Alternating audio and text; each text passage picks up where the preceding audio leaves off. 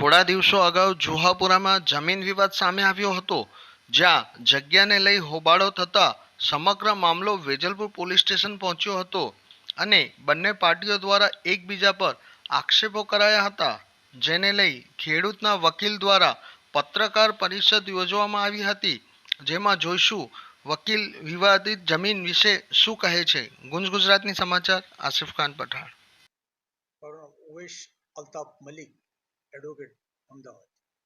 જે ખેડૂત છે સકુજી ઠાકોર અને મારું વચ્ચે જે વિવાદ અત્યારે થોડા દિવસો અગાઉ થયો તેના વિશે શું કહેવા?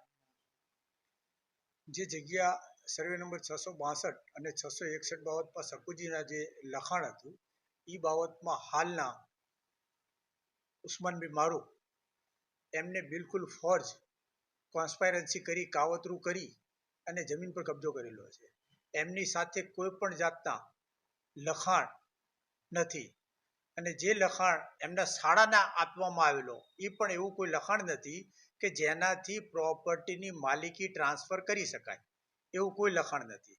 અને જે તે સમયે 1987ના અંદર જે લખાણ થયેલું એ લખાણ પછી બંને સાથે મળી મિત્રતામાં કરેલું હતું અને મિત્રતામાં જ બંને રદ કરેલું હતું. એટલે એની કોઈ વેલ્યુ લીગલ દસ્તાવેજ તરીકે, લીગલ ડોક્યુમેન્ટ્સ તરીકે બનતી નથી.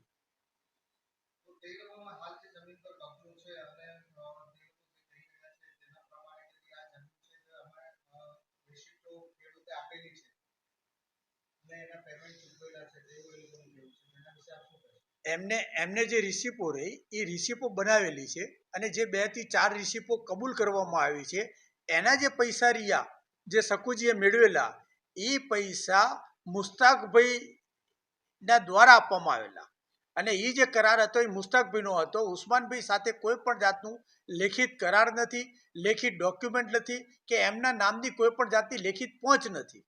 અને બીજી જે પહોંચો એ એમને જે બનાવી છે અને બીજા જે લખાણો એમને બનાવ્યા છે પહોંચોના બહાને એ એમને ફોર્જ ડોક્યુમેન્ટ બનાવી અને બનાવ્યા છે. અને આ આદત ઉસ્માનભાઈની વર્ષો જૂની છે, ખોટા ડોક્યુમેન્ટ બનાવવા અને એનો સાચા તરીકે ઉપયોગ કરવો અને કોઈ પણ મિલકતને પડાવી લેવી. એમના ઉપર ઓલરેડી આ પહેલાં પણ આવ્યા જ ગુનામાં 467, 68, 71માં ફરિયાદ થયેલી અને નામદાર સેશન કોર્ટ, નામદાર હાઈકોર્ટ અને નામદાર સુપ્રીમ કોર્ટે એમના જામીનો રિજેક્ટ કરેલા છે. એટલે મોડસ ઓપરેન્ડી ધરાવે છે. કાયદામાં એક ગુનો કરવાની ટેવ હોય અને એમો કહેવાય મોડસ ઓપરેન્ડી. ઉસ્માનભાઈ આવા પેપરો બનાવવાના, ખોટા પેપરો બનાવવાના, એનો સાચા તરીકે ઉપયોગ કરવાનો અને મિલકત ટ્રાન્સફર કરવાની આવી મોડસ ઓપરેન્ડી કરાવનાર વ્યક્તિ છે.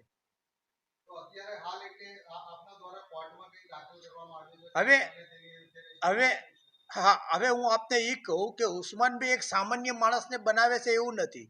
ઉસ્માનભાઈ નામદાર કોર્ટને પણ બનાવી અને મનાઈ હુકમ મેળવેલો છે.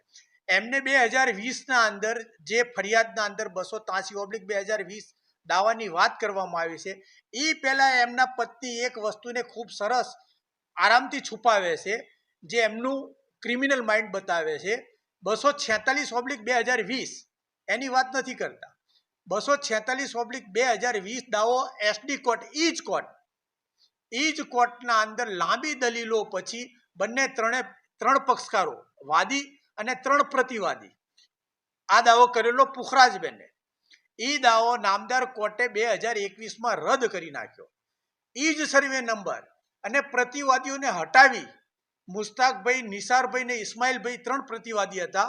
3માંથી 2ને હટાવી અને 2020માં આ દાવાના જજમેન્ટ છતાં પણ એમને દાવો કર્યો, નામદાર કોર્ટને ગુમરાહ કરી અને આ ઓર્ડર મનાઈ હુકમનો ખાલી મુસ્તાકભાઈ સામે મેળવ્યો.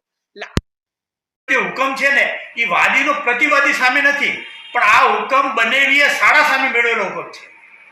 એટલે આપના કહેવા મુજબ જે ઇન્ટરનલ આ લોકો એકબીજા પર દાવાઓ કરેલા છે તે આમાં ખારીજ ગણાય અને ખેડૂત જે છે એ બંને મુસ્તાકભાઈ અને ઉસ્માનભાઈ બંને શાળા બનાવી નૂરા કિસ્તી રમે છે, જેથી કરીને મેન ખાતેદાર, મેન માલિક અને મેન ખેડૂત એનાથી દૂર થઈ જાય અને એને પક્ષકાર પણ બનાવવામાં નથી આવે અને કોઈ પણ પ્રોપર્ટી માલિકી વેચાણ કરાર નથી, પછી પાવર ઓફ એટર્ની નથી, કંઈ જ નથી.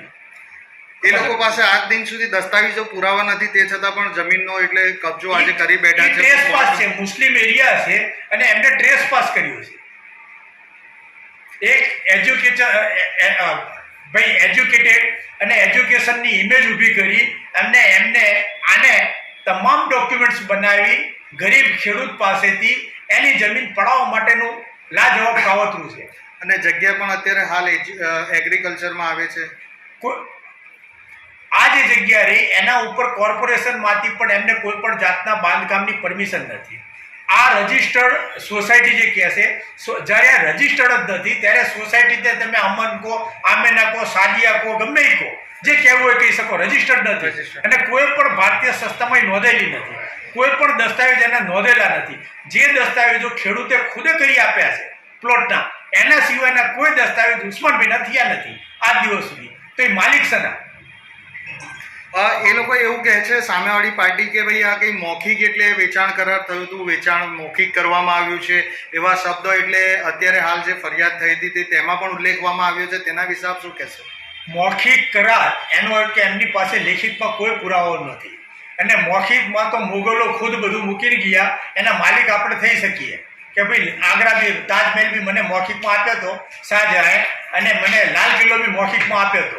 અને જો મૌખિકને તો ભારતની રજિસ્ટ્રી શાખા જેમાંથી મોટા ભાગની રેવન્યુ દરેક સરકારો કમાય છે એ બંધ થઈ જાય, બધું જ મૌખિકના આધારે થતું હોય તો.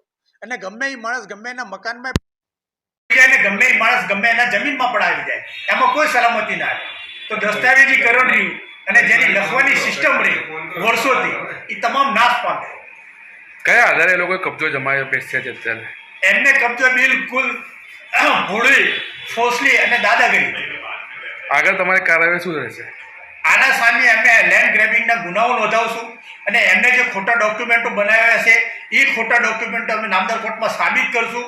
અને જે નામદાર કોર્ટને ગુમરાહ કરી અને એમને ઓર્ડરો મેળવ્યા છે, મને હુકમ મેળવ્યું છે એક બનેવી સામી, મુસ્તાકભાઈ સામી, જેમાં અમને પક્ષકાર તરીકે પણ જોઈન્ટ નથી કરવામાં આવ્યો, એને અમે રદ કરાવ્યું છે. કે કોઈ પણ માણસ પોતાની મિલકતમાં, પોતાના ખેતરમાં, પોતાના મકાનમાં જાય અને સાથે એમના વાલીશ્રીઓને, સગા સંબંધીઓને કે ગમે એને લઈ જાય, એ કોઈ એન્ટી સોશિયલ કે અસામાજિક તત્વ નથી. પરંતુ સાચા અસામાજિક તત્વ એ છે કે એમને જતા રોકે અને હોબાળો કરી 100 નંબર પર ડાયલ કરી અને એમને દબાવવાના પ્રયત્ન કરે. આ અસામાજિક તત્વ છે.